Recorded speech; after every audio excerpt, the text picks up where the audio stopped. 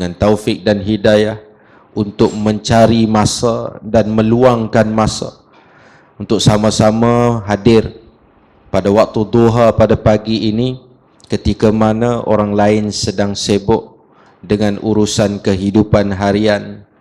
Moga-moga usaha kita pagi ini mendapat pandangan daripada Allah, mendapat keredaan daripada Allah, dan itulah sahaja tujuan untuk sama-sama kita berada dan hadir pada pagi ini.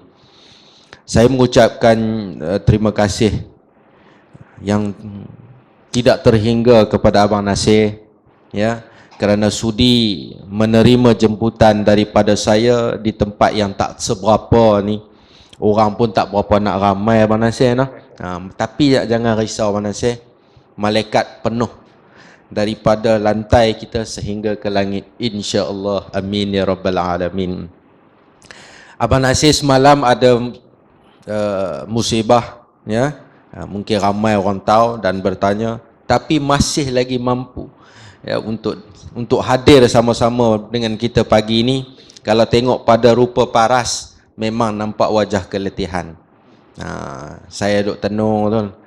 Sebab saya jumpa Abang Nasir ni kali ketiga dah rasa. Kami berprogram dah 2 kali bersama, ni 3 kali dah bersama. Abang Nasir tak sombong orangnya. Pagi ni kita santai-santai, tak ada formal-formal, ya.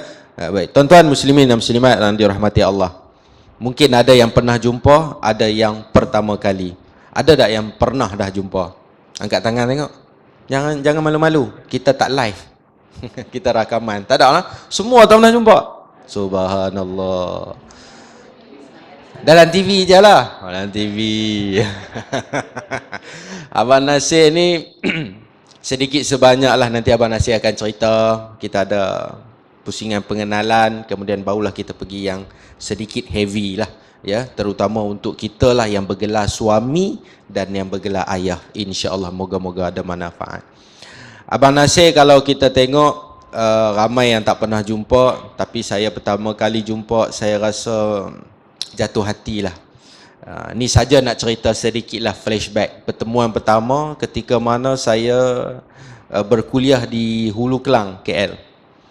Waktu nak balik tu kebetulan pengatur kuliah di situ, orang kuat masjid di situ, dia tunjuk senarai sebab kita ada usrah asatizah seluruh Malaysia, tapi kebanyakannya di Lembah Kelang. Jadi saya ambil keputusan memang nak balik dah. Tiba-tiba tengok dalam senarai dia tulis Tok Adi.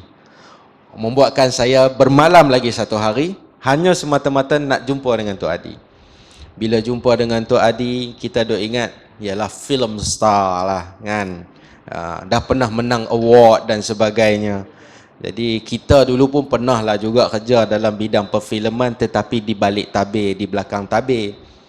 Dulu waktu saya kerja, saya dah ada dah nombor Abang Nasir, tapi saya tak pernah call sebab saya minat waktu tu kan, kerana karisma dan personality. Antara orang lain lagi macam Eman Manan dan sebagainya, saya suka ikon yang macam tu. Okey.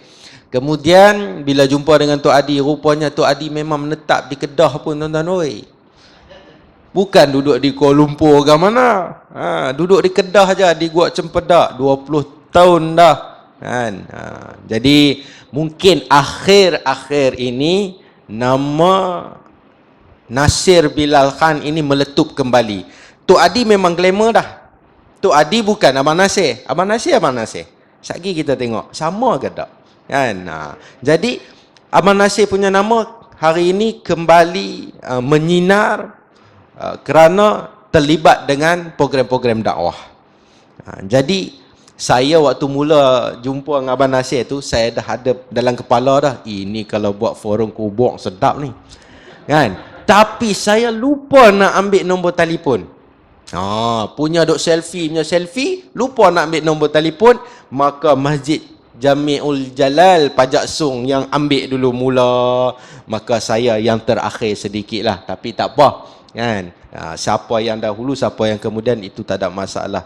Tapi kita boleh melihat bila Abang Nasir berada dalam perjalanan dakwah hari ini, sebenarnya dah lama dah Abang Nasir terlibat dengan dakwah. Cuma akhir-akhir ini dikedepankan, kan, diterampilkan ke depan untuk lebih bersuara. Dulu di belakang tabir, dalam seni dan sebagainya. Baik, insya-Allah hari ini kita boleh kongsi dengan Abang Nasir. Jadi Abang Nasir, sedikit sebanyaklah orang tak tahu kan Abang Nasir ni orang mana kan. Sedikit sebanyak pengenalan hidup 15 minit macam tu boleh lah kot kan. Macam mana boleh ada Khan kat belakang, mana mereka tahu lah, apa tak tahu. Syahrukh ke apa. Sila Abang Nasir. Bismillahirrahmanirrahim. Assalamualaikum warahmatullahi taala wabarakatuh. Sesungguhnya segala puji adalah milik Allah yang mempunyai sekalian alam. Selawat dan salam buat junjungan besar kita Nabi Muhammad SAW serta seluruh ahli keluarga baginda, kepada para sahabat Rasulullah SAW, kepada ibu dan ayah kita serta seluruh salah tilah keturunan kita, kepada muslimin muslimat sekalian baik yang terdahulu, yang sekarang mahupun yang akan datang. Semoga diberkati dan dirahmati Allah mudah-mudahan. Yang amat saya muliakan Ustaz Anas, saya nak mengucap ribuan terima kasih di atas jemputan ini. Saya berbesar hati dapat hadir di sini pada hari ini. Kepada muslimin muslimat sekalian, semoga semuanya diberkati dan dirahmati Allah.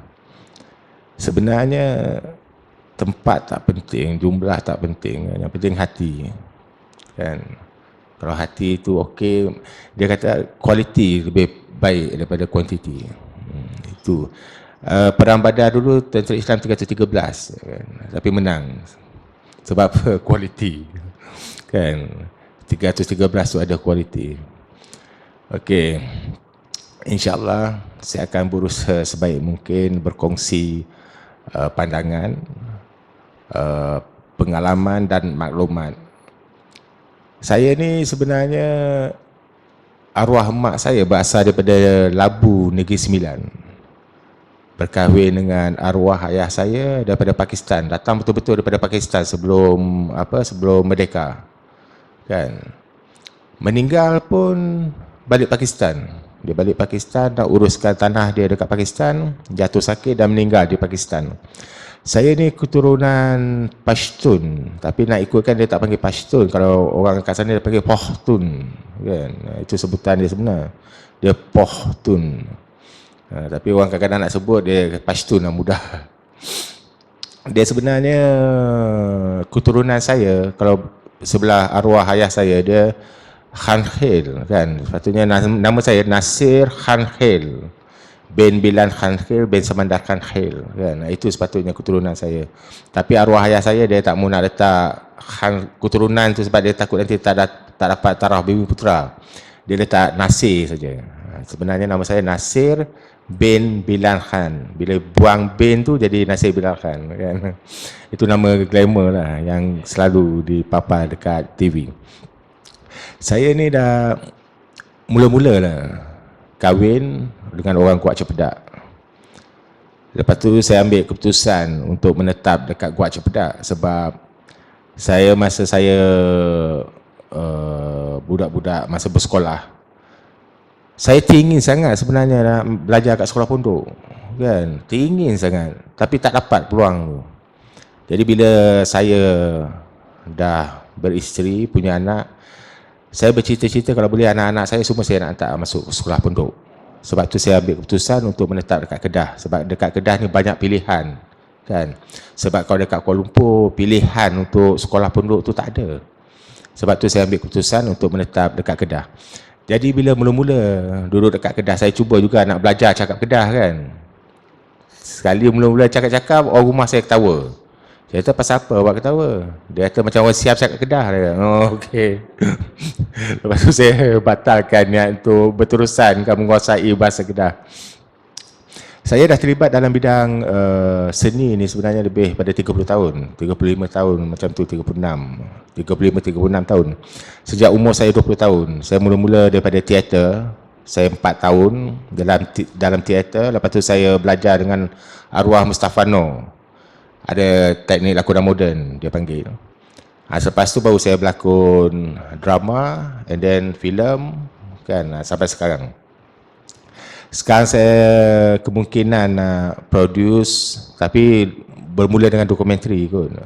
Sebab saya sekarang sedang buat satu dokumentari, tajuk dia Tokoh Islam Kedah, dengan usaha sama Universiti Utara Malaysia dengan sokongan Kerajaan Negeri Kedah. Saya teringin untuk buat dokumentari itu sebab saya nak mengangkat hero kan. Bagi saya, kita kena ada hero kita. Sebab kalau kita tak ada hero kita, anak-anak kita nanti dia akan import hero daripada luar. Bila dia import hero daripada luar, masalahnya kata hero daripada luar ni kebanyakannya amat-amat bertentangan kata dengan apa yang kita hendak, yang selari dengan Islam. Jadi bagi saya, kita kena wujudkan hero kita. Bagi saya, hero bagi saya biarlah dari segi akhlaknya, dari segi pemikirannya hampir dengan Rasulullah SAW. Jadi siapa dia? Tokoh-tokoh Islam satu ketika dulu yang memperjuangkan Islam di bumi Kedah kan. Sebab tu saya nak buat dokumentari itu. Mungkin selepas siap dokumentari itu nanti saya bercadang pula untuk buat satu pameran tamadun Islam.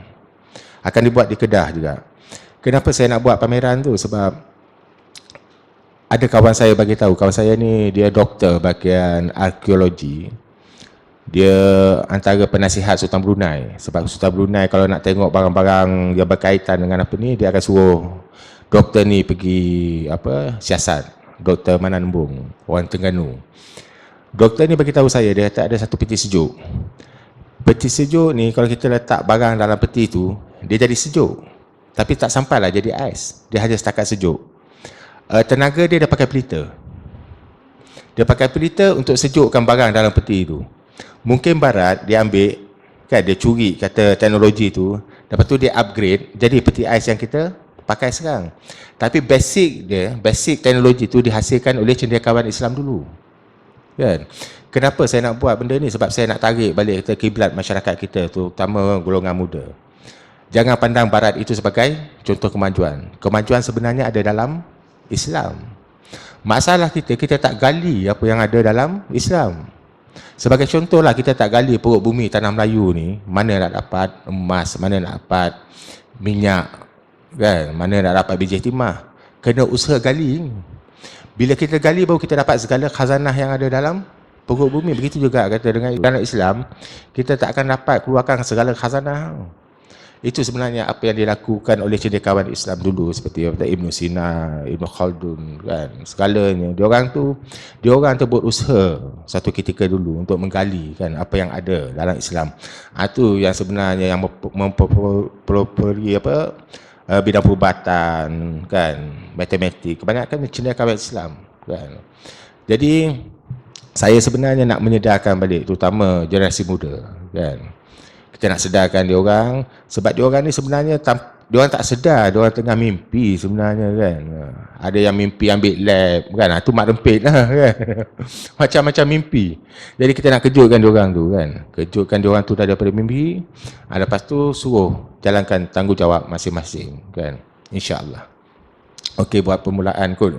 Situ saya serahkan boleh. Terima kasih Abang Nasir.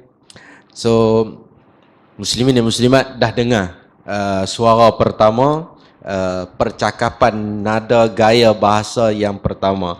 Jadi secara tak langsung, kenapa berlain daripada TV?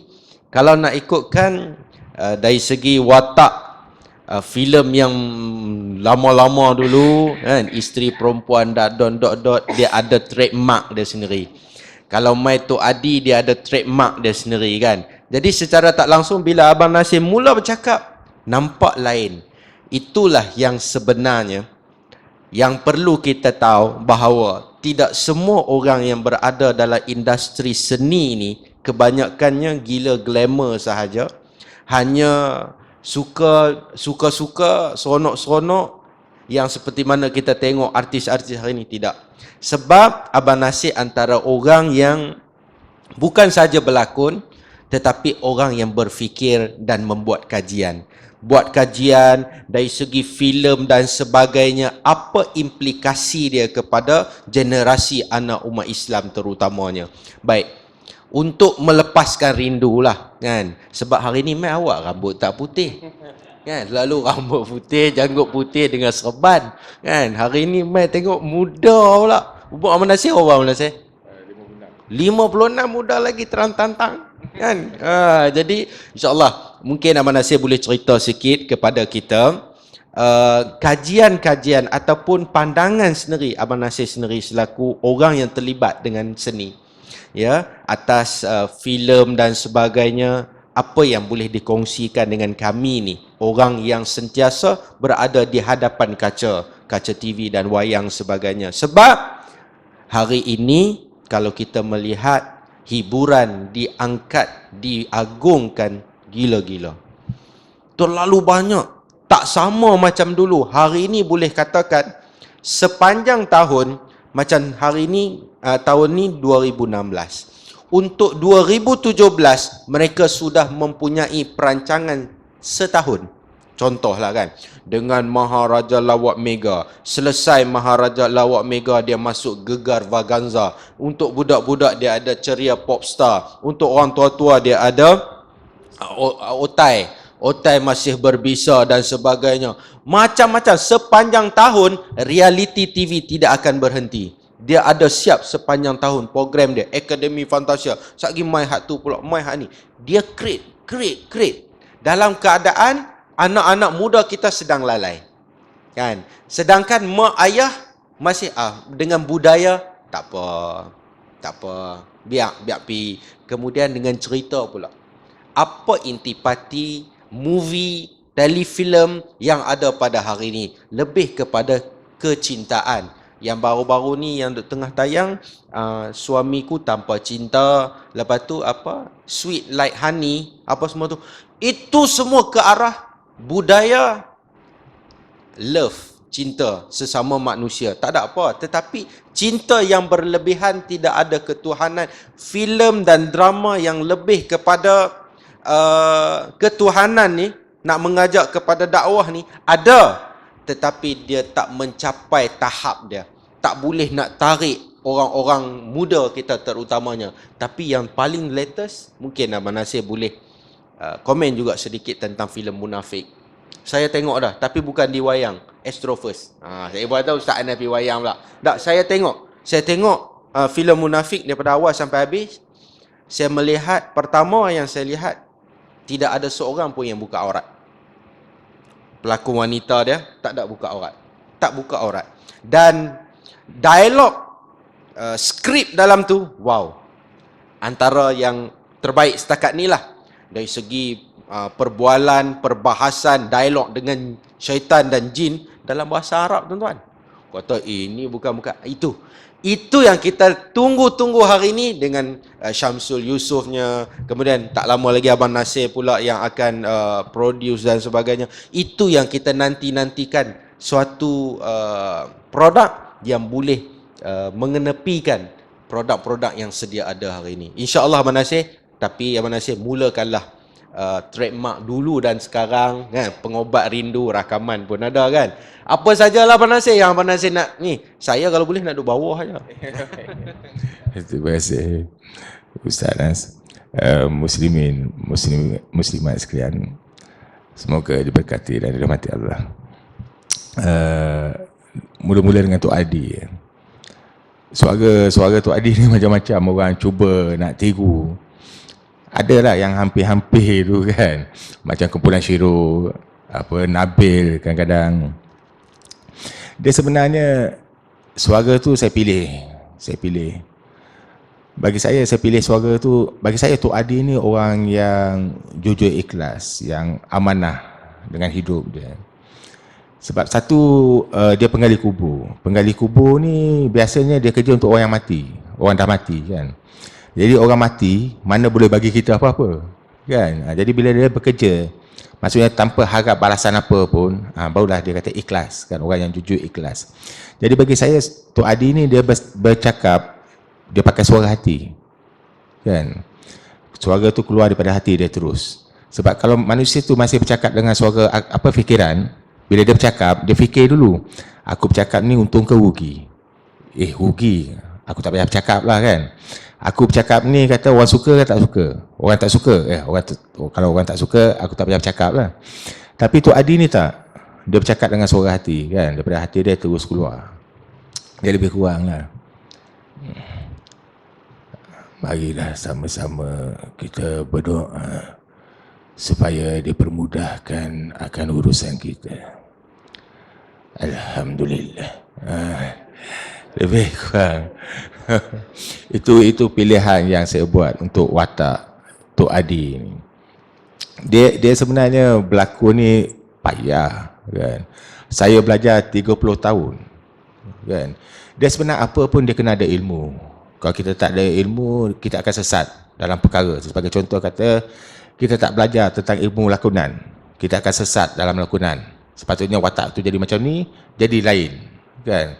Itu juga kata, sebagai contoh lah, kita tak faham, kata tak pernah datang ke Laguna, kita akan sesat lah, suruh cari apa, tak jumpa kan.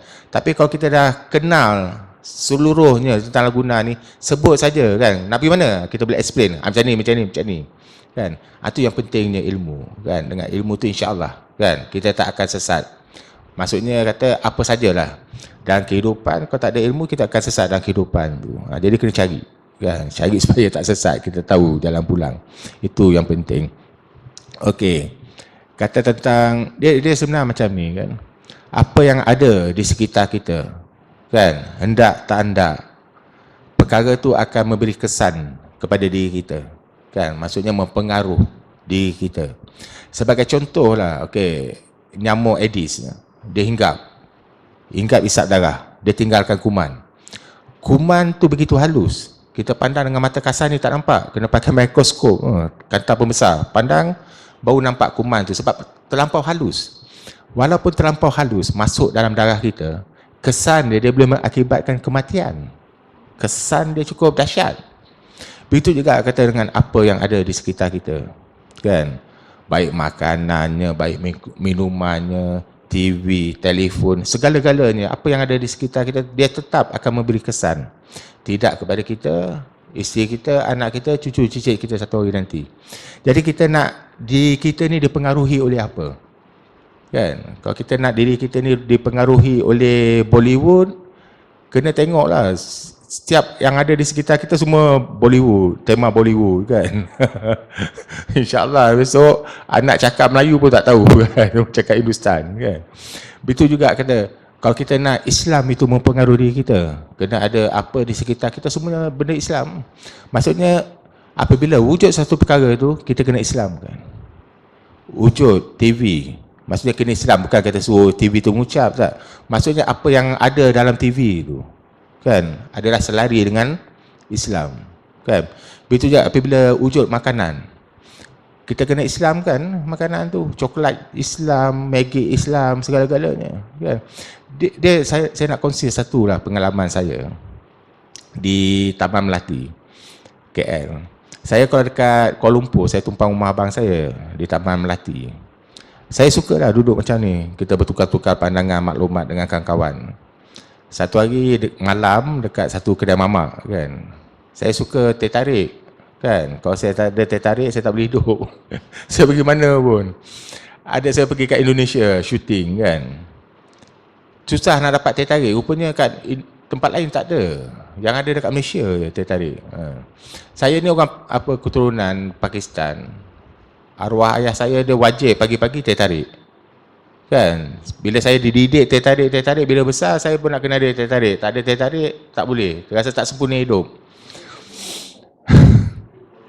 Jadi sembang-sembang dengan kawan, lepas tu datang satu kawan, dia bawa budak baru, saya tak kenal. Saya pun tanyalah, minta maaf dek, abang saya tanya, adik kerja apa dek? Budak tu tersipu, tak pun nak jawab. Saya kata, dek bagi tahulah adik kerja apa? Dia kata, saya kerja biasa bang. Yalah, kerja biasa tu kerja apa? Saya tanya dia. Dia tersipu-sipu lah, dia bagi tahu juga. Dia kata, saya tukang masak. Seolah-olah dia malu nak mengaku dia tu tukang masak. Kan, mungkin dia rasa tukang masak tu lekeh sangat kot kan. Nak bercakap dengan pelakon kan, malu kot kan. Saya bagi tahu dia, saya kata, adik tahu tak tugas adik ni tugas besar? Dia dengar, dia terlopong. Mungkin tak ada siapa pernah bagi tahu dia. Kan saya pun perjelas dengan dia. Saya kata macam ni dek. Adik tukang masak dekat satu restoran. Satu hari berapa orang datang makan adik dekat restoran tu. Kita letaklah satu hari 100 orang datang makan dekat restoran tu. Bila adik masak nasi goreng tu, kerana Allah yang maha suci, maka sucilah makanan tu. Apabila makanan tu suci, dia akan menyuci orang makan sekejap lagi. Kalau satu hari dia dapat sucikan 100 orang, tak besar tanggungjawab tu. Tapi kalau dia masak kerana 4 ringgit setengah nak jual sekejap lagi, dia menyebarkan kekotoran dalam hidup. Kan? Beza dia niat dia. Perbetulkan niat. Memang nak jual 4 ringgit setengah nak sekejap lagi kan. Tapi niat tu kita perbetulkan lillahi ta'ala. Kan? Lepas tu kita laksanakan mengikut garis panduan yang betul lah. Selawat Nabi kan. InsyaAllah. Kan, benda tu suci. Bila benda tu suci, dia akan menyucikan orang makan sekejap lagi. Kadang-kadang kita nak jaga benda ni, kan, coklat. Kan, satu hari besok cucu kita nak makan coklat. Bila tak ada coklat yang dihasilkan oleh orang Islam, yang kita dapat pastikan, kata halalnya, terutamanya suci tu yang payah. Sebab kadang-kadang sekarang ni, orang dia nampak duit lebih daripada nampak Tuhan. Buat apa kan dia duit? Buat apa kan dia duit? Kan, habis Tuhan ni letak kat mana? Patutnya buat kerana Allah dulu. Duit tu dia bayar, dia akan datang ikut kita. Dia tak ikut, dia jawablah besok. Dia macam ni, saya pernah bersara berlakon 2 tahun. Saya tak mau berlakon sebab saya rasa berlakon tu tak memberi manfaat dah kepada masyarakat. Kan, saya kata lebih baik saya tak payah berlakon. Kan, saya buat benda lain yang mungkin kata boleh memberi manfaat yang lebih pada masyarakat. Saya berhenti je. 2 tahun saya tak mahu nak berlakon. Last kali saya start dengan Cinta Menggali Kubur. Mula-mula offer, saya kata minta maaf Jonet, nama PM tu Jonet, production manager, nama dia Jonet. Saya kata minta maaf Jonet, kata Abang Sir dah bersara dah, kata cari pelakon lain lah. Lepas tu pengarah dia tak puas hati. Pengarah dia nama Jinggo, suami kepada Sheila Rosli. Dia dulu kawan baik saya. Masa dia dulu sebelum dia pengarah pun dia PM. Dia orang yang agak jujur, saya suka dengan dia dulu, rapat dengan saya. Dia call saya, dia kata, Nasir, dia kata, aku ikhlas. Dia kata, tapi kalau kau rasa benda ni mudaratkan kau, dia kata, aku faham. Bila dia sebut ikhlas tu, tersentak hati saya. Dia kata, okey Jinggo, aku terima tak cerita ikhlas. Saya turun KL, baca skrip. Saya tengok skrip tu bagus, walaupun ada cacat sikit yang kita rasa boleh repair. Sebab dalam skrip tu nak ikutkan dia letak watak dol. Itu Cinta Menggali Kubur, perkataan kubur. Cinta Menggali Kubur, watak dol. Watak dol ni dia letak macam terencak akal. Saya kata kalau terencak akal dari segi hukum nikah tak sah. Itu yang tarik pergi lurus bendul kan. Okey. Last kali saya dah baca, okey, saya tengok skrip tu okey, kita boleh repair sana sikit. Saya kata okey Jinggo, aku terima job ni. Saya balik rumah abang saya dekat Taman Melati. Jonet PM tu call, dia tanya saya, dia kata, bang, berapa bajet abang? Maksudnya berapa saya hendak untuk drama tu. Saya bagi tahu dia, saya kata, minta maaf Jonet, abang saya terima atas cerita ikhlas. Kalau kau tak bayar 1 sen pun, abang saya kena buat. Tapi kalau kau nak bagi, alhamdulillah, Tuhan nak bagi abang saya rezeki. Saya buat lah. Kan? Saya buat, sampai satu masa tu orang bayar ni, sebab dia industri filem kat negara dia ni tak besar, kan. Jadi PM, production manager ni, dia akan sembang dengan kawan-kawan dia, production manager juga, dia kata, Nasir tu kau bayar berapa pun dia tak kisah, kan. Lepas tu kadang-kadang orang bayar sampai mengarut gila lah, yang tak masuk akal kan bayaran tu. Saya tak kisah sebab, itu kau jawab besok. Aku nak jawab apa yang aku buat. Apa aku buat, itu aku nak jawab dengan Allah. Kau nak bayar berapa, itu kau jawab dengan Allah. So, kan, aku tak mau ambil tahu bab tu. Kan? Kalau kita nak pening bab tu, buat apa kan? Bukan soal yang kita nak jawab besok. Lalas kawan-kawan pelakon jugalah datang jumpa saya. Dia kata, Nasir, dia kata kau dah menang banyak award. Dia kata, kau kalau ambil harga macam tu, aku yang tak menang award, aku nak ambil harga berapa Nasir? Alah, saya kata, ya tak ya juga kan. Saya rosak market kan, rosakkan market. Alah, rupanya nak jujur ikhlas dalam dunia ni pun payah. Orang tak apa nak izin kan. Alah, saya buat ketetapan macam ni kan. Kalau kau tak ikut macam ni, maksudnya kalau saya kata, okey, saya kata 5,000. Kalau dia orang nak tawar, saya kata minta maaf. Saya kata, cari pelakon lain. Tapi selepas tu kalau nak bayar saya 10,000 pun saya tak mau dah. Saya kata cari pelakon lain. Saya kata, saya tak mau buat nanti kerana duit. Dia bagi 10,000, saya buat. Saya tak mau kan. Saya buat lillahi ta'ala. Supaya benda tu dapat memberi kesan yang positif nanti kan. Yalah, kata 1 juta orang tengok kan. Kalau saya menyebarkan kekotoran, masuk kotor kan, besok bila dia 1 juta orang nak buat benda yang tak baik, kerana saya yang masukkan kekotoran dalam diri dia orang, saya nak jawab apa dengan Allah nanti kan. Jenuh nak jawab. Itu masalahnya jadi pelakon ni kan. Sebab kadang-kadang saya sebagai pelakon, kadang-kadang cuba jugalah saya ubah sedikit kan. Cinta Penggali Kubur, dia sambungan dia Sayang Selina kan. Diorang nak sambung sebab TV station minta pasal Cinta Penggali Kubur tu meletup kan. Jadi nak sambung, itu biasalah kan. Bila benda meletup dia nak sambung. Saya cuba jugalah kan, tolak ansur kan. Sebab sebenarnya saya tak suka, tapi cubalah kan. Saya baca skrip, langsung saya tak suka. Saya kata minta maaf, saya kata saya tak boleh buat job ni, kata. Saya kata cari orang lain lah kan. Saya kata kalau nak kostum saya kata saya akan bagi kan, dia orang pinjam. Kalau ambil terus pun saya kata tak apa. Lepas tu producer dengan pengarah cakap, dia kata kalau saya tak terlibat, dia kata dia orang terpaksa abandon projek tu. Bila dia cakap macam tu, saya rasa bersalah pula kan. Nanti budak-budak kru hilang punca pendapatan hanya kerana saya tak mau nak terima job tu. Taklah, saya fikir-fikir, saya kata macam ni lah, saya kata saya setuju, saya kata, untuk terlibat dengan job ni, dengan syarat, saya kata saya nak satu adegan dialog saya sendiri, saya kata. Maksudnya saya terlibat dalam drama tu kerana dialog tu kerana satu scene tu kan. Itu pun lebih kurang dialog tu macam ni lah. Dol ni dia, kawan dia budak-budak. Jadi dia bersembah dengan budak-budak tu. Dia kata dulu arwah ayah Abang Dol bagi tahu Abang Dol, dia kata kerja penggali kubur ni lah kerja yang ikhlas. Sebab kita kerja untuk orang yang dah mati.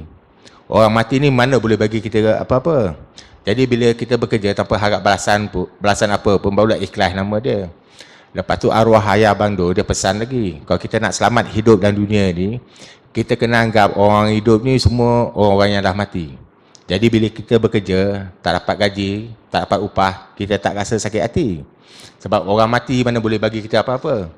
Kalau ada orang yang hidup ni kacau kita, ganggu kita, kita kena anggap kata apa, orang mati tu dah bertukar jadi hantu, jadi setan. Jadi kita jangan takut. Lepas tu dia ajar budak-budak tu apa, subhanallah, zikir tu kan, subhanallah, alhamdulillah, la ilaha illallah, Allahu akbar. Budak tu ikut macam tu lebih kurang. Yalah, saya nak bagi tahu kan, kalau hidup kita asyik dengan nak mengacau orang ya kan, kita ni sebenarnya apa, manusia hantu kan, setan kan. Itu sebenarnya saya terlibat dalam drama tu hanya kerana scene tu ya. Kalau tak saya tak mau kan.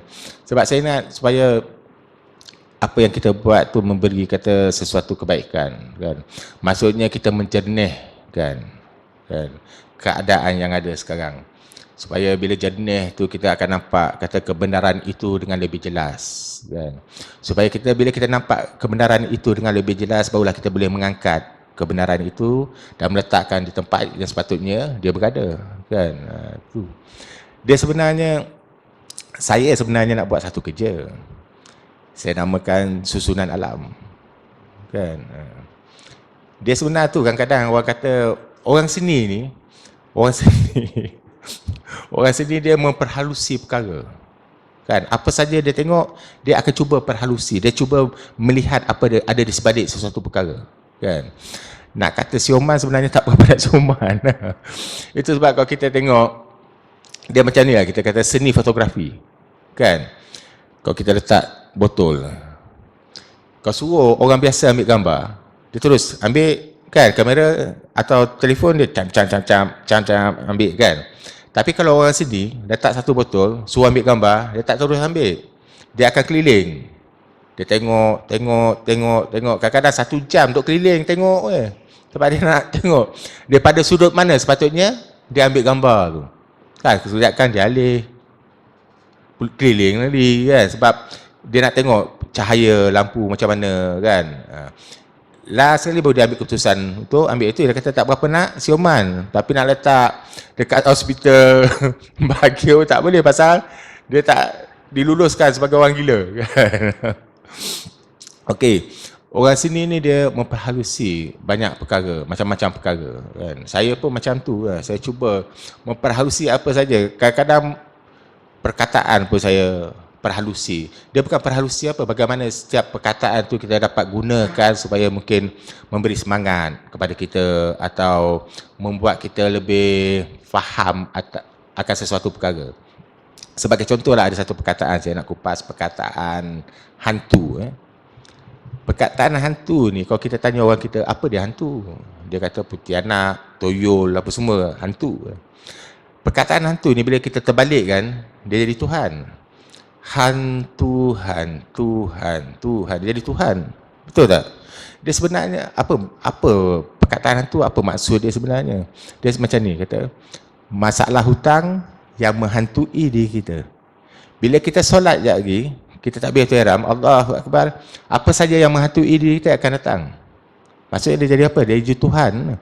Sepatutnya bila kita dah lafaz Allah Akbar, Allah Maha Besar, tak boleh datang apa dah? Datang masalah hutang, maksudnya masalah hutang lagi besar daripada Allah. Datang masalah apa lagi? Kan? Maksudnya benda tu lagi besar daripada Allah. Jadi segala hantu tu kena buang. Kan? Buang daripada hati kan? Baru kita boleh khusyuk solat. Kalau ada hantu selagi tu tak boleh nak khusyuk.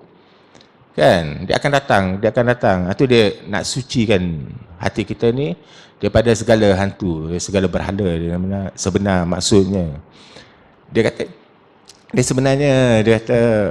rumah Allah, hati itu rumah Allah. Selain daripada hati itu rumah Allah, dia kata masjid itu pun rumah Allah, macam Kaabah.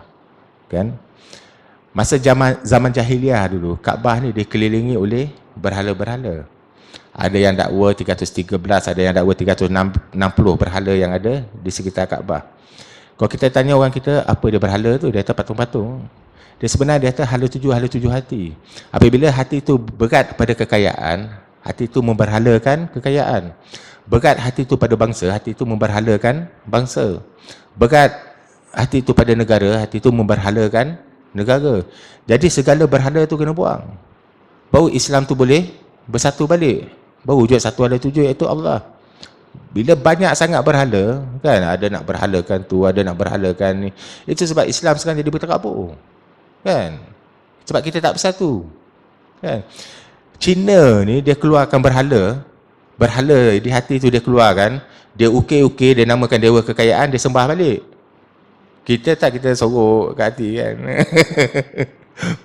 Selagi berhala kita tak buang, selagi itulah kita tak akan bersatu. Kan? Kadang-kadang kita kata, aku tak ada berhala, betul ke? Kan? Dalam hati kita tak ada berhala. Dia satu je. Suruh Kedah main bola lawan Selangor, kita jerit belah mana? Mesti kita jerit belah Kedah. Itu dia kata semangat kan. Jadi berhala tu kata patung-patung rupa macam mana? Rupa macam hantu lah, bertaring, bertanduk. Kan? Itu dia kata menghantui tu. Kan? Hantu-hantu yang ada dalam hati tu nak kena buang, nak kena cuci kan. Tapi insya-Allah lah kan, bila kita ada kata kita bersatu daripada segenap sudut kan, dia sebenarnya bersatu tu lah, itu dia kata berjemaah kan, sehingga dilipatkan ganda sampai 27 kali ganda pahala kan, berjemaah. Tapi kalau kita pergi sembahyang kerana nakkan pahala kan, pikul pahala buat balik. Sebab Allah suruh kita bersatu. Apa maksud bersatu tu? Kita saling bantu macam ni ya. Seorang buat ni, seorang buat ni, kan? Seorang buat Maggi yang suci, kan, halal. Seorang buat coklat yang suci, halal. Jadi kita nak makan benda yang halal, yang suci ada. Sebab orang-orang kita yang sama matlamat, kan, sama fahaman, ada buat. Kalau tak ada, tu yang terpaksa makan benda kotor, Jadi kotor masuk, mula nak buat benda-benda kotor. Kan? Dia macam ni lah sebagai contoh. Okey. Maksud kata bersatu. Sebagai contoh kata ini satu kajiah. Kan? Kata okey, habis solat isyak kita bermesyuarat. Apa masalah kata kampung kita? Kata adik ni, kata abang, adik ni kena buang kerja. Okey, macam mana kita nak selesaikan masalah sebab dia kena buang kerja. Kan? Dia tak ada punca pendapatan. Ustaz bagi kata cadangan suruh buka kedai runcit dekat kampung ni sebab kampung ni tak ada kedai runcit. Semua orang setuju. Okey, dia tak ada modal. Siapa ada modal bagi dia pinjam. Dia tak ada ilmu. Siapa ada ilmu untuk mengajar. Kan? Bila dia dah boleh buka kedai runcit dekat kampung tu, dia tak mencuri dekat kampung tu. Jadi semua selamat bukan saja di dunia tapi di akhirat. Tapi kalau kita pergi berjemaah kerana nak pikul 27 pahala, betul lah tu. Tapi bukan hanya setakat itu. Apa rahsia di sebalik tu yang kita kena, itu yang Cina duk bawa. Tapi kita orang Islam tak mahu nak bawa. Sebab kita rebut, sebab kita seorang nak selamat kan, masuk syurga kan, yang lain lantak lah kan. Tak ada, kita kena bersatu. Bila kita bersatu, baru semuanya selamat. Itu yang penting, insya-Allah. Kan? Dah buat masa ni cukup sekat tu dulu. Serah kembali kepada Ustaz. Terima kasih Abang Nasir. Baik. Muslimin muslimat yang dirahmati Allah. Kalau kita melihat apa yang telah disampaikan oleh Abang Nasir dalam bualan yang kedua sebentar tadi,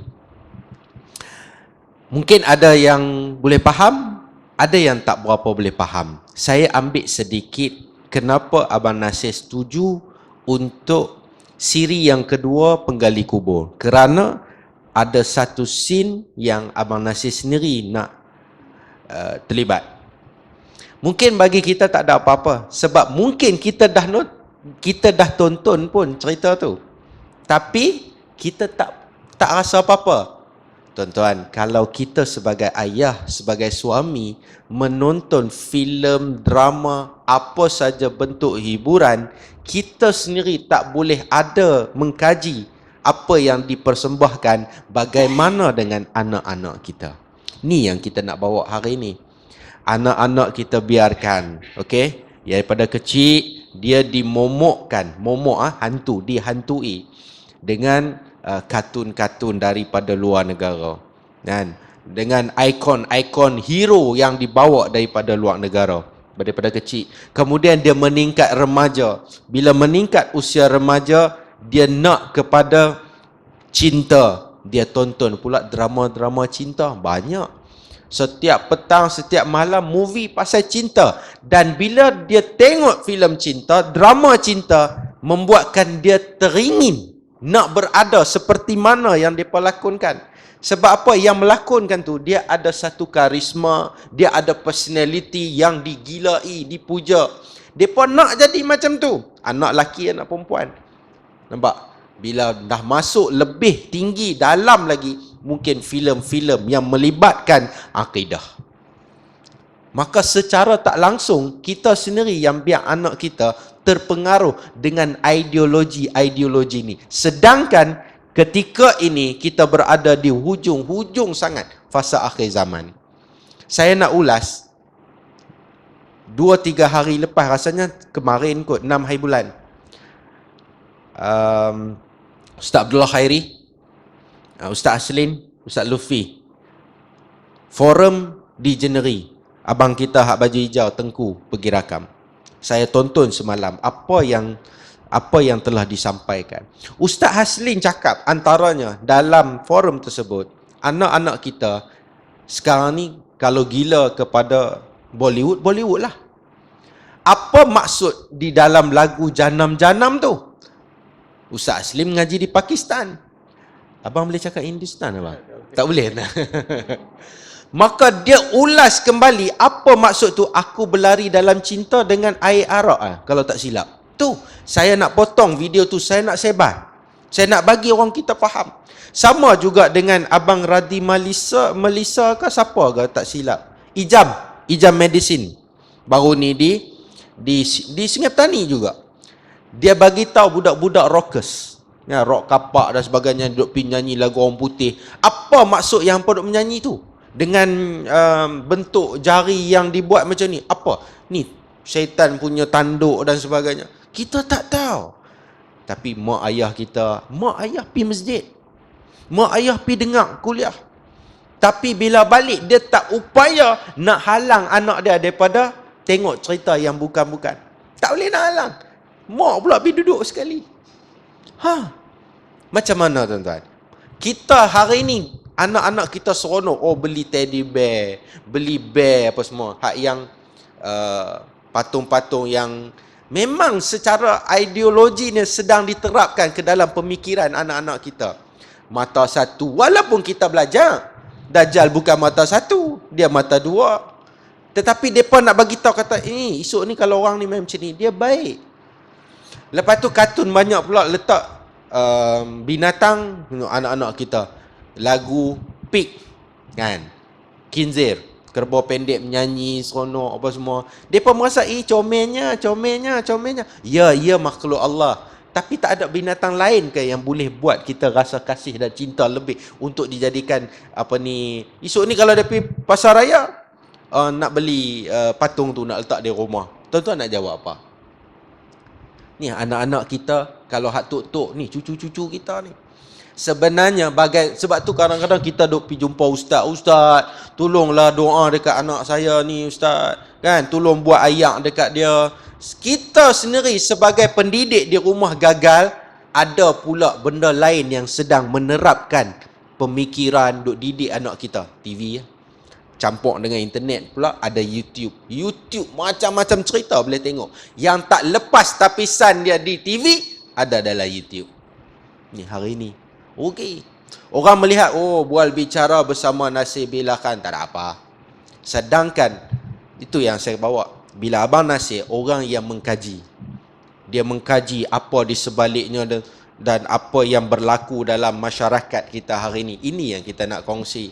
Kan? Kalau sekadar Abang Nasir hanyalah ikon seorang pelakon yang membawa watak saja, itu tak ada apa-apa makna. Kenapa tuan-tuan? Baik. Mungkin timbul dalam pemikiran kita noh. Alah Abang Nasir, dulu berlakon suami isteri ... Soalan mas ni. Sekejap Abang Nasir akan cerita sikit. Di penghujung dia, apa lagi yang boleh Abang Nasir kongsikan, terutamanya filem-filem barat lah.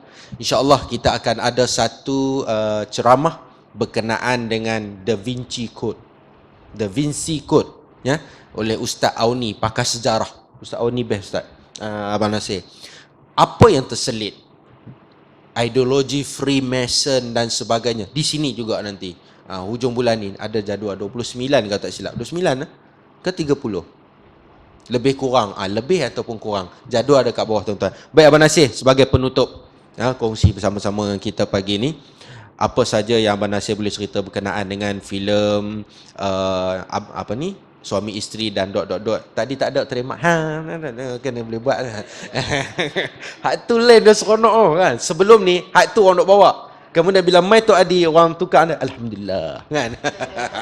Jadi apa yang boleh kongsi dengan ideologi di sebalik filem-filem drama dan sebagainya, terutama kita lah ayah-ayah ni, suami-suami insya-Allah. Okay, terima kasih Syekh. Muslimin, muslimat semua, semoga diberkati dan rahmati Allah mudah-mudahan. Perempuan, isteri dan dia sepatutnya tu dia jalang sepatutnya kan. Tapi lembaga penapis tak benarkan perkataan tu, tu dia tukar jadi ... Dia sebenarnya yang tu bukan saya. Yang tu sebenarnya memang ada dalam apa skrip. Saya belajar dulu dengan arwah Mustafano, memang dia tak bagi ubah. Skrip tu dia kena ikut segala-galanya. Sebab kalau saya akan ubah supaya senang saya deliver dialog tu, dia akan jadi lebih nasir. Kan? Dia tak akan keluar Amir. Kan? Amir tu dia ada cara dia bercakap sendiri. Saya belajar berlakon dulu, noktah, kata 7 noktah, maksudnya 7 saat. Kena ada tu. Kenapa dia tak bercakap 7 saat tu? Apa yang ada dalam imajan dia? Semua nak kena jelas. Kan? Itu yang kata kerja pelakon ni bukan senang sebenarnya. susah yang amat sangat, kan? Macam ha tu memang ada dalam skrip. Dia aku ke ha, dia aku ni jawab aku. Memang macam tu dia punya dialog dia. Sebab dia sebenarnya direct translation daripada English punya dialog. Dia direct translate ke dalam bahasa Malaysia. Itu jadi dia tak berapa nak Melayu. Dia punya sebutan tu kan.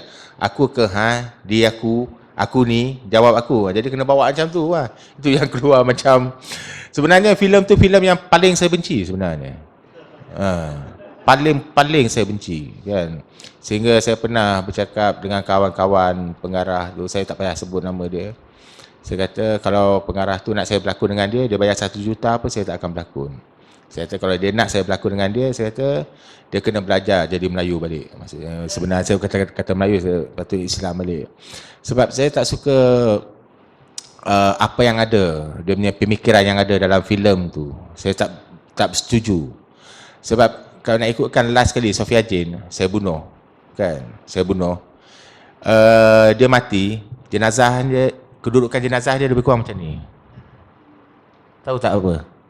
Bayi dalam kandungan. Kan bayi dalam kandungan kedudukannya. Kedudukan dia macam tu, kan. Maksudnya apa? Sofia Jane watak tu mati, kan, dalam keadaan suci, ibarat bayi dalam kandungan. Sedangkan Sofia Jane watak tu dia berzina. Dia tak bertaubat. Macam mana boleh mati dalam keadaan suci bersih, ibarat bayi dalam kandungan? Saya tak terima itu pemikiran yang macam tu. Bagi saya itu pemikiran barat mungkin, kan. Pemikiran Islam saya tak terima macam tu. Itu sebab saya kata filem yang paling saya benci, kan. Sebab saya tak tahu sebelum tu pengarah tu macam mana, kan. Bila saya dah bekerja baru saya tahu, saya kata cukup lah.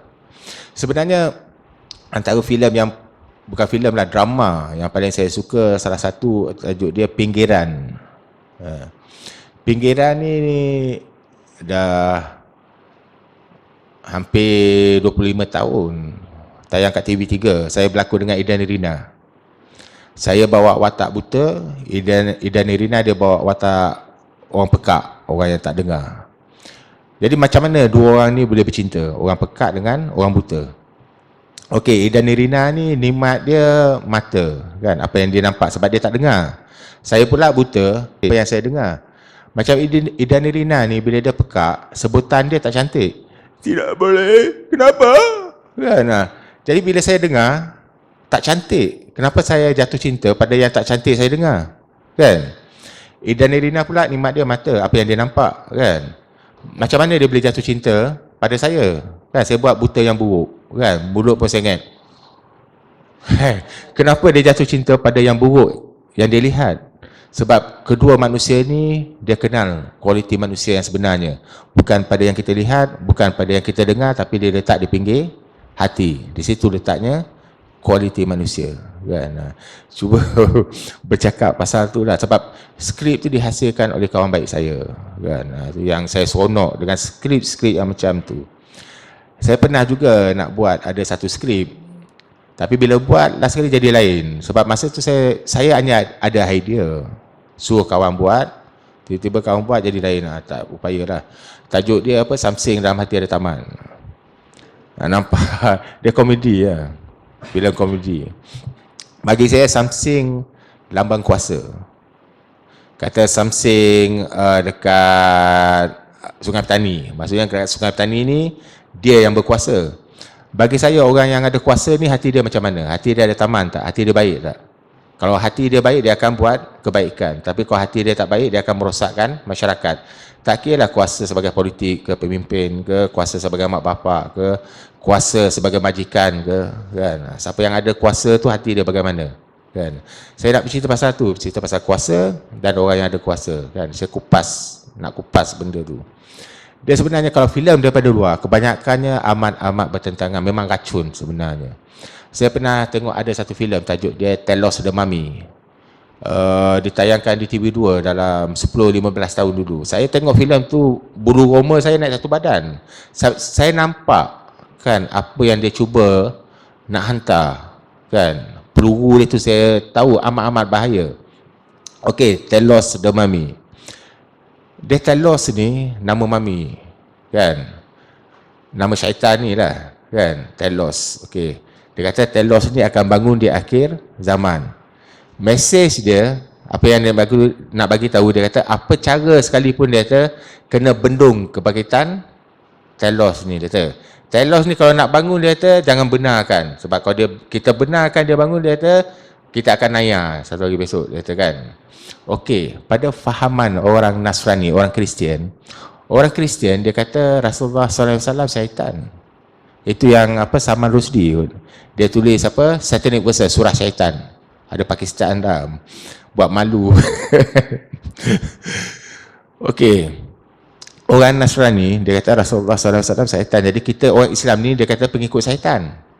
Kita akan bangun di akhir zaman, tapi kita bangun untuk menyelamatkan dunia. Itu dia twist. Dia kata kita bangun untuk menghancurkan dunia. Telos T-A-L-O-S. Bila terbalik jadi apa? S-O-L-A-T. Apa? Solat. Kan? Tapi masalah dia kadang-kadang, iyalah nak buat macam mana, kadang-kadang kita ada lembaga penapis. Tapi lembaga penapis kebanyakannya bukan orang seni. Kan? Daripada pegawai kerajaan yang pencen. Kan? Tapi tak tahu nak letak kat mana, letak dekat LPF. Kadang-kadang nak salahkan dia orang pun tak boleh. Kan? Sebab kadang-kadang benda-benda macam ni, orang seni pun kadang-kadang tak boleh nak trace. Kan, kalau tak betul-betul kita perhati kan, memang kita tak boleh nak trace. Dia sebenarnya benda yang masuk kan melalui mata, telinga. Itu yang saya cakap, dia tetap akan memberi kesan. Kan? Nak tak nak, sedar tak sedar, dia tetap akan memberi kesan. Sebagai contoh, kalau kita suruh kata anak-anak kita kan tengok filem-filem Hong Kong. Satu hari besok kalau anak-anak kita jadi kurang ajar, kita jangan salahkan dia orang. Kita yang didik dia jadi kurang ajar. Sebagai contoh, kalau filem-filem Hong Kong dia panggil apa, low angle. Kan short film. Ini bukan kata mesej sebutan ke gambar ke tak. Dia maksud dia kata angle filem tu sebenarnya memberi kesan. Sebagai contoh kata low angle lebih kurang macam ni ya. Tengok daripada sudut bawah. Dia kata lubang hidung orang pun nak intai, tak kurang ajar. Kan? Jadi bila kita bagi benda-benda macam tu, anak kita tengok benda-benda macam tu, sifat tu akan masuk, kan? Dia akan mengubah manusia. Itu yang macam saya kata tadi, nyamuk. Walaupun masuk kuman tu halus, tapi kesan dia boleh mengakibatkan kematian. Itu yang nak kena hati. Kena hati-hati sebenarnya. Saya nak jaga semua pun tak boleh. Kan? Saya cuba sedaya upaya ke saya kan dalam bidang saya kan. Itu yang saya nak buat apa, dokumentari tokoh Islam Kedah. Saya nak buat pameran. InsyaAllah kalau semuanya berjaya, satu hari besok Tuhan bagi modal, saya akan buat filem-filem. Saya nak angkat para wali kan, tokoh-tokoh Islam yang bagus-bagus kan, supaya benda ni kita akan dapat belajar, anak-anak kita terutamanya kan, dijadikan contoh dan teladan untuk diikuti. Dia macam satu filem luar, kadang-kadang kita tak sedar, satu ini dari segi akidah. Okey, filem Dracula. Kadang-kadang kita tengok filem Dracula, dalam filem tu dia bagi tahu kita cross tu dia tak ada kuasa. Bila tunjuk cross kan, Dracula pun takut kan. Kadang-kadang dalam filem tu tiba-tiba kata heroin terjatuh cross. Kan kita duk rasa macam cepat-cepat. Kita rasa cross tu ada kuasa, nampak tak? Dia kali sekejap. Itu yang kadang-kadang kalau kita yang tua-tua pun boleh tersasul kan, terlalai sampai macam tu. Anak-anak kita ni apatah lagi. Kecil-kecil dia masuk kan. Kan? Itu yang bila ada kawan saya cerita, dia kata dulu dia duduk asrama. Kan? Duduk asrama, sekali nakal, kacau kawan-kawan, buat hantu. Kan? Kawan tengah tidur, sekali terjaga, tengok hantu, takut baca ayat Quran, hantu tak pergi. Mana hantu nak pergi? Manusia kawan-kawan dia kan. Last sekali tunjuk tu cross. Itu yang kata benda tu dah masuk dalam. Kan? Bahaya, amat-amat bahaya kan. Kena hati-hati. Tapi nak hati-hati macam mana pun kan. Kadang-kadang takkan kita nak larang anak. Kadang-kadang kita pun tak tahu kata TV yang ni keluar cerita apa kan. Maaf. Kita pun takkan kita tengok, kita dah tengok, okey. Okey, filem ni tak apa tengok. Lepas tu tak ada filem tu, filem lain pula kan. Maksudnya kadang-kadang itulah lembaga penapis kan. Kita haraplah satu hari besok ada perubahan di situ yang dapat betul-betul tapis kan sebagaimana yang kita inginkan kan, yang sebagaimana yang kita harapkan supaya penyakit ni tak banyak masuk sangat. Lepas tu yang nak buat, nak lawan, nak bagi penawar, saya kan, cuba berusaha, tapi yang saya kata saya berhenti bersara 2 tahun tu bukan kerana apa. Kadang-kadang kita nak buat kan, banyak sangat halangan. Oh tak boleh, ini tak boleh. Saya menang anugerah anugerah skrin Cinta Penggali Kubur. Okey, hadiah dia trips pergi LA, Los Angeles. Saya sebenarnya benda-benda macam tu saya tak berapa nak suka pergi sebenarnya. Dah terpaksa pergi jugalah. Pergi-pergi ada satu malam tu tak ada aktiviti. Bilik, masuk bilik ada satu datuk ni lah. Sembang-sembang lah dengan dia. Saya kata, Datuk, saya ada idea lah Datuk nak buat drama. Saya cerita kat dia, saya kata macam ni Datuk. Starting, saya cerita kat dia macam mana drama tu. Saya kata starting, pungguk bulan tengah mengambang. Saya nak gambarkan pungguk ni dia begitu rindukan bulan. Sebab dia ingat bulan tu indah. Tapi sebenarnya tak seindah yang dia bayangkan. Tak cantik pun rupa bulan tu sebenarnya. Masa tu credit title. Habis credit title, kamera pen. Nampak satu pondok buruk dekat pinggir hutan. Bila dekati pondok tu, satu orang tua duduk termenung. Orang tua ni dulu pejuang kemerdekaan. Tapi selepas 50 tahun merdeka, dia kecewa. Tak seindah yang dia bayangkan. Sebab sebelum merdeka dia boleh pertahankan tulisan bangsa dia, budaya bangsa dia, budi pekerti bangsa dia. Selepas merdeka lah benda tu makin lama makin pupus. Sepatutnya selepas merdeka kita yang pegang kuasa, makin subur lah benda tu, makin kuat lah benda tu kan. Itu yang dia kecewa. Datuk tu cakap, cari cerita lain lah. itu kadang-kadang masalahnya kan. Itu yang kadang-kadang saya kecewa dulu pasal tu lah. Kita nak lawan. Dia sebenarnya dia panggil perang ideologi. Kan? Itu sedang askar ni duduk belakang kita orang. Askar tak perang, tengah bersedia. Yang sedang berperang sekarang ni kita orang lah. Kita semua sebenarnya. Terutama ustaz-ustaz kan. Perang. Kan? Dia orang bagi racun. Kan? Kita kalau boleh nak bagi penawar kan, atau bagi apa dia panggil antibody kan, supaya bila dia orang hantar racun tak masuk kan. Itu tugas-tugas ustaz kan, nak bagi kekuatan dalaman kan, supaya dia orang hantar racun benda tu tak masuk, tak jadi penyakit kan, bila dalaman tu kuat. Okey, bila perang dekat Hollywood, dekat sana bayaran untuk seorang pelakon dekat Malaysia boleh buat dalam 7-8 filem. Bayaran untuk seorang pelakon ni kat Malaysia ni boleh buat 7-8 filem. Maksudnya kalau perang, dia orang kat sana dengan kereta kebal, dengan skart, semua siap. Kita dia bagi keris kan. Kita sulawan. Tak apalah kata, semangat je pasal kau bagi keris pun aku akan amuk kejap lagi kan, lawan dia orang. Lepas tu bila nak pergi dia kata, oh buah tu tak boleh, buah ni tak boleh kan. Macam mana ni, buah tu tak boleh, buah ni tak boleh, engkau aku tikar lagi. Naya lah kita nak buat kerja kan. Saya pun sebenarnya kadang-kadang tu lah masalah orang-orang sini pun sama juga. Dia panggil apa, lembaga penafis filem. Satu masa dululah tak dibenarkan filem-filem yang mengupas sebab jin kan, syaitan iblis ni tak dibenarkan. Diorang kata tahyul kan. Masa tu saya cukup marah kan. Saya kata apa pasal tahyul? Saya kata dalam Quran ada bercerita pasal jin. Saya kata kalau jin tu tahyul, maksudnya Quran pun tahyul kan. Sepatutnya lebih baik kita orang Islam mengupas bab-bab ni kan, daripada luar orang Kristian duk kupas bab ni lagi keliru nanti kan. Masalahnya bila orang kita kupas jadi lagi keliru kan. Itu yang kadang kata kan, bila bagi kelonggaran macam ni pula jadi dia kan. Itu masalah kan. Kadang-kadang saya minta maaf lah kan, banyak-banyak daripada sudut tu kan, orang-orang je lah, orang-orang sini yang buat perkara-perkara macam tu. Saya minta maaf lah bagi pihak diorang.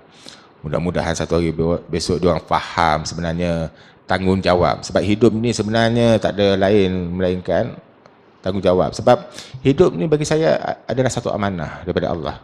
Kan? Maksud amanah tu apa? Tanggungjawab. Maksudnya apa kita tanggung, kita nak kena jawab dengan Allah nanti. Kan? Kita ni diberi macam-macam jawatan. Kan? Allah kurniakan kepada kita, amanahkan kepada kita macam-macam jawatan. Macam saya, berpuluh jawatan. Kan? Sebagai suami, sebagai bapa, lepas tu ada abang, saya kena ada jawatan sebagai adik, ada adik, ada jawatan sebagai abang pula, kan? Jawatan sebagai jiran, macam-macam jawatan, kan? Itu nak kena jawab dengan Allah nanti. Penat, kan? Itu sebab orang kalau nak lantik saya jadi pemimpin, saya lagi tampukan, minta maaf, saya tak mampu. Sebab bagi saya lah pemimpin, bagi saya. Ini pandangan saya tentang pemimpin. Bagi saya pemimpin ni kita kecilkan skop kepimpinan dalam rumah tangga. Rumah tangga ni bagi saya pemimpin nombor satu bapa sebagai Perdana Menteri. Ibu ni sebagai timbalan Perdana Menteri. Okey. Kategori pisang tinggal satu.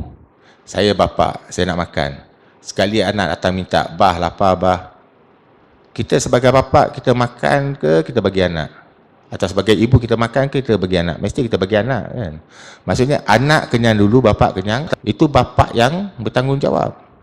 Tapi kalau bapa yang tak bertanggungjawab, anak datang minta, bah lapar bah. Aku pun lapar juga, kau cari sendiri boleh tak? Itu bapa yang tak bertanggungjawab. Bapa yang bertanggungjawab maksudnya dia anak kenyang dulu, bapa kenyang kemudian. Pemimpin yang bertanggungjawab, rakyat senang dulu, pemimpin senang kemudian. Bukan dia senang dulu lepas tu rakyat. Itu sebab Rasulullah SAW wafat, berapa banyak harta dia ada, berapa istana dia ada. Kebanyakan pemimpin yang ada wujud dalam dunia sekarang ni, dia ikut Rasulullah ke dia ikut Qarun, ikut Firaun? Itu masalahnya. Itu sebab kalau saya ni nak dilantik jadi pemimpin, minta maaf, saya tak mampu. Saya lari, kan, lagi masuk gua menyorok, kan. Sebab nak jawab besok payah dengan Tuhan, kan. Saya itu sekarang ni sekarang balik kepada Alhamdulillah, terima kasih muslimin dan muslimat yang dirahmati Allah. InsyaAllah sedikit kesimpulan. Ya, hari ini ada filem, ada drama, ada reality TV, ada lagu yang mana semuanya mempunyai maksud-maksud yang tersirat. Sedangkan Abang Nasir cakap tadi pun banyak benda-benda yang tersirat yang nak disampaikan. Dia membuatkan kita ini berfikir. Dan macam dulu saya waktu di universiti, masa tu filem Kush Kush Hotahe memang tengah meletup. Kebanyakan pelajar-pelajar perempuan hafal dan boleh menyanyi lagu yang dinyanyikan oleh Rani Mukherjee. Sedangkan tu lagu orang India semayang. Om J Jagadish Khare, kalau tak silap saya. Saya hafal. Saya pun boleh hafal. Lagi satu, macam filem kartun, kadang-kadang kartun tersebut haleluya. Kan? Saya tutup telinga anak saya. Kan? Hak yang besar dia tanya, pasal apa?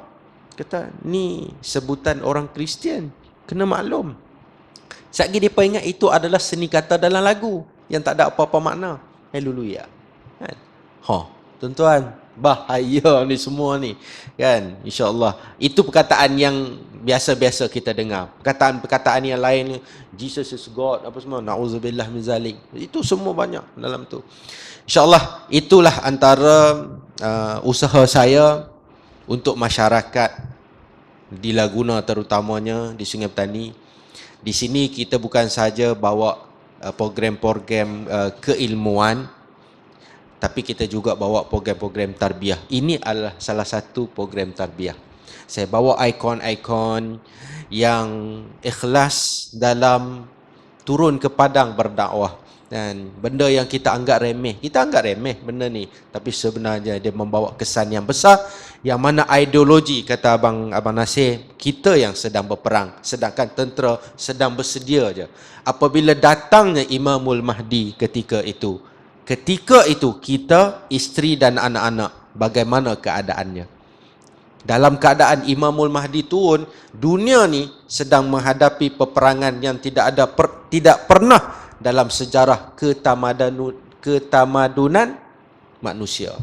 Kehebatan peperangan waktu tu di mana. Sedangkan ketika ini manusia, terutamanya umat Islam, dah memang sememangnya lemah dengan peperangan ideologi sahaja. Ideologi tersirat, perosak pemikiran umat. InsyaAllah. Abang Nasir ada apa-apa sedikit penutup, seminit, 2 minit? InsyaAllah. Terima kasih, Ustaz. Muslimin, muslimat, semoga diberkati dan dirahmati Allah. Ada satu yang Ustaz Anis sebut perkataan. Kadang-kadang kita salah. Satu, saya ni kadang-kadang orang gila saya belajar. Orang gila ada satu dekat Gua Cipedak ni, ada nama dia Om. Rambut panjang. Dulu kurus, smart, sampai sekarang dah gemuk sikit. Dia satu hari 3 kali tukar baju. Bersih, kan? Tapi memang dia ada sijil. Saya belajar dengan dia ada satu perkara. Dia bercakap ni ada style sikit. Om ni dia kata, orang kata holiday hari cuti, aku holiday hari suci. Kita salah guna perkataan, kan? Kata, Nasir, kau nak pergi mana? Aku nak pergi holiday. Kata nak pergi cuti. Sebenarnya holiday hari suci. Orang Kristian hari Ahad orang cuti pergi sembahyang kat gereja. Kita guna hari cuti. Itu dia kata, orang kata holiday hari cuti, aku holiday hari suci. Dia kata, terkena pam pum. Saya kata, oh, orang gila pun ajar aku, alhamdulillah. Itu kadang-kadang kita tak hati-hati kadang-kadang, kan? Sehingga sekarang ni bila orang tanya kita nak cakap aku nak pergi cuti, rasa macam janggal, kan? Nasir nak pergi mana? Aku pergi cuti. Tu nak kena ubah balik, kan? Walaupun janggal tak apa, ubah, kan? Sebab biar betul, kan? Okey. Lagi satu, saya berharap sangatlah supaya kita dapat ubah, kan, apa yang ada di sekitar kita, kan?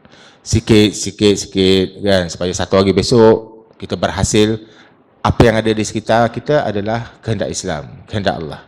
Supaya kehendak Allah tu yang mempengaruhi diri kita, diri anak cucu cicit kita satu hari nanti, mudah-mudahan. Dengan tu insya-Allah katakan segala keturunan kita akan selamat di dunia dan juga di akhirat. Dan akhir sekali saya minta ribuan ampun dan maaf jika ada kesalahan bila berbicara, dan saya takut jika bicara saya itu menyentuh hati muslimin, muslimat sekalian. Dan saya berharaplah supaya satu hari nanti kita ada kekuatan untuk kita melalui kehidupan ini. Semoga kita selamat dunia dan terutama di akhirat, mudah-mudahan. Sekian. Terima kasih. Ada apa-apa soalan? Kok lah ada soalan. Kalau ada pertanyaan, 3, ada? 1.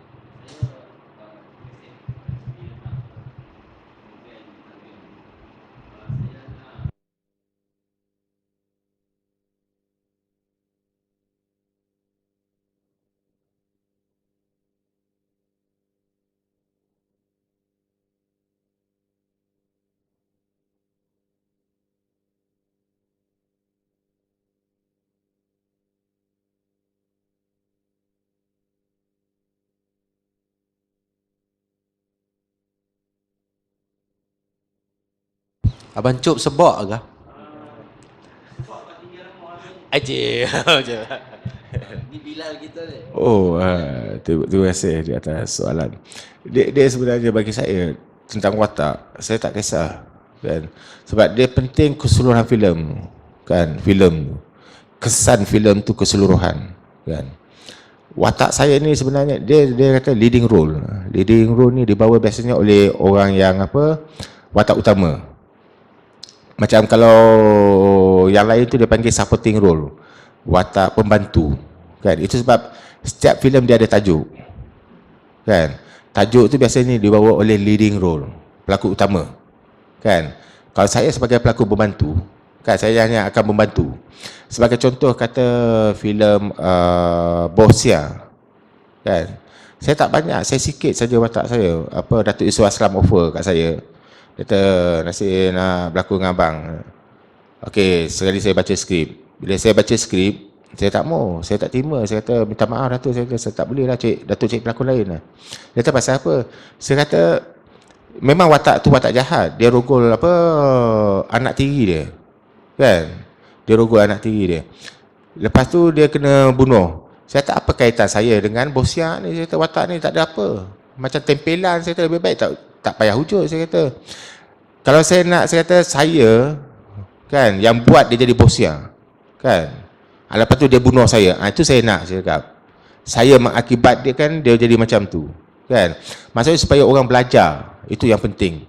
Sebagai contoh, dia kata ustaz-ustaz kan, kadang-kadang dia berceramah kan, kadang-kadang dialog syaitan dengan Tuhan, dia bawa tu apakah dia tu syaitan? Ustaz, tak, dia hanya bawa dialog syaitan tu sebagai jadi pengajaran kepada orang kan. Itu yang penting, pengajaran kan. Watak itu tengok kan, yang penting kata niat kita. Jadi itu yang saya harap kan, macam adegan-adegan itu kan, adegan-adegan yang kita rasa tak patut, macam kata munafik kan, tak ada kan, lelaki dengan perempuan mesti nak berpegang kan. Apa ada yang pegang tu sebenarnya kan. Patut kalau kita elakkan. Itu yang saya kata, kena Islamkan tu kan, Islamkan TV kan, maksudnya drama-drama, filem-filem kan yang keluar, Islamkan lagu kan, sini kata lagu tu kan, supaya selari dengan Islam. Macam lagu apa, sejak akhir-akhir ni apa, Iwan kan, lagu-lagu macam tu, maksudnya tukar lirik kan, Islam selari dengan kehendak Islam. Apa saja, itu yang bagi saya kata, satu hari nanti mungkin saya pun tak berlakon rasanya dah kan, saya lebih mungkin di belakang tabir sebagai pengarah. Sebab saya sebenarnya banyak tanggungjawab, saya nak buat satu kerja, saya namakan Susunan Alam kan. Mungkin saya tak akan berlakon lepas ni kan. Kalau kerja saya Susunan Alam tu bermula, memang saya tak berlakon dah. Maksudnya Susunan Alam tu apa? Menyusun balik alam kan, sebab alam ni dah tersalah susun. Sepatutnya kita khalifah atas muka bumi ni, kita yang kena tadbir alam ni. Bila kita tadbir alam ni, baru keluar cerita Islam, keluar perubatan Islam, syampu Islam, sabut Islam, segala-galanya. Tapi sekarang ni bila kita minta, mana dia perubatan Islam? Tak ada. Kita terpaksa minta kat Yahudi Nasrani ubat. Kalau Yahudi Nasrani bagi kita racun yang kita telan. Mana dia perubatan Islam? Kan? Allah bagi tahu, dia kata tak ada penyakit yang tak ada ubat, dia kata kecuali sampai ajal.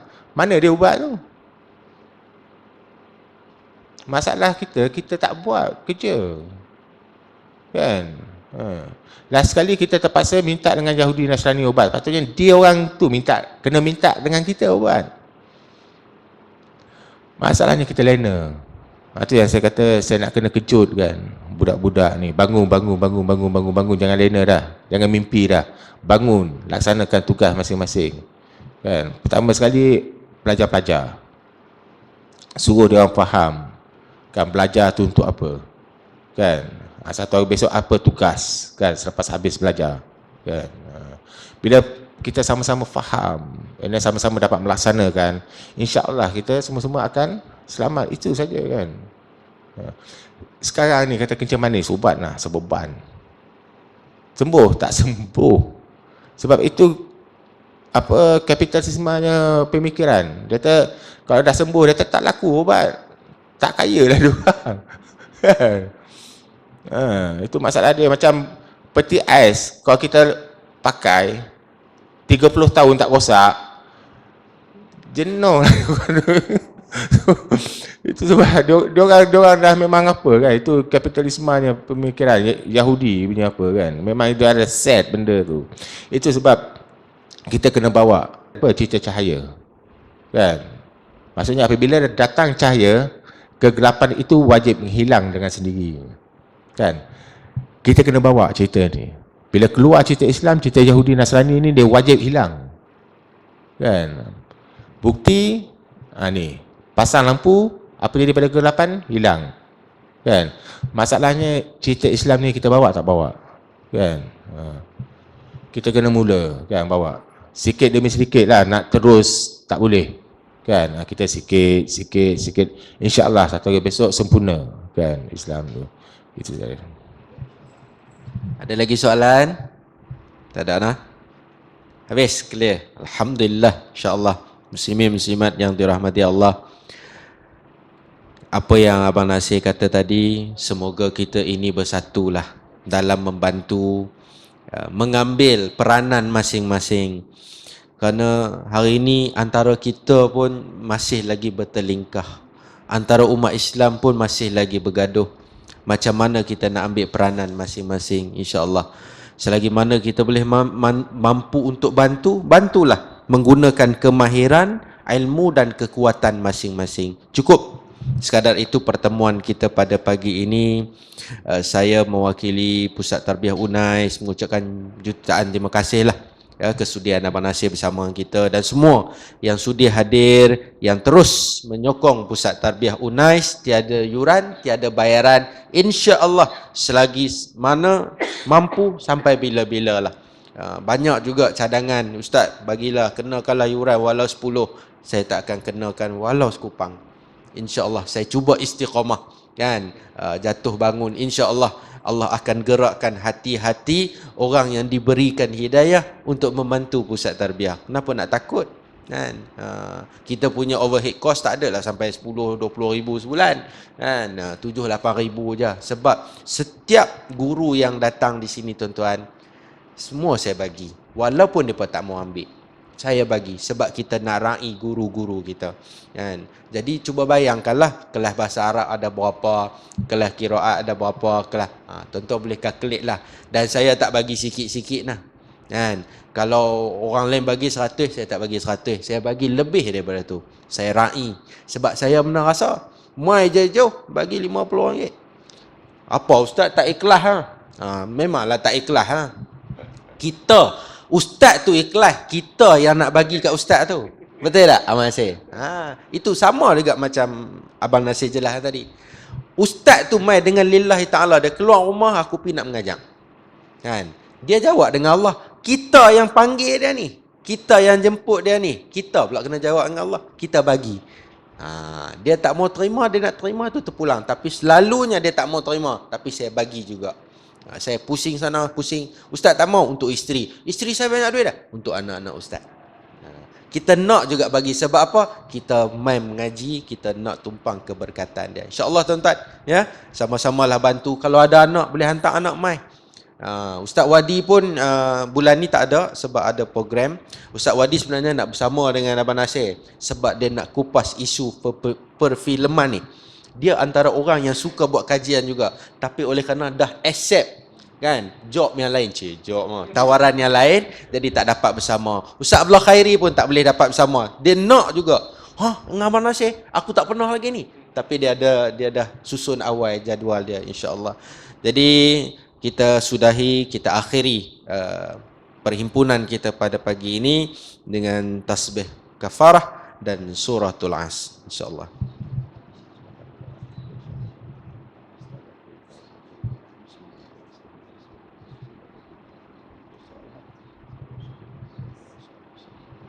Aqulu qawli hadza wa astaghfirullahal azim li wa lakum. Wassalamu alaikum warahmatullahi wabarakatuh.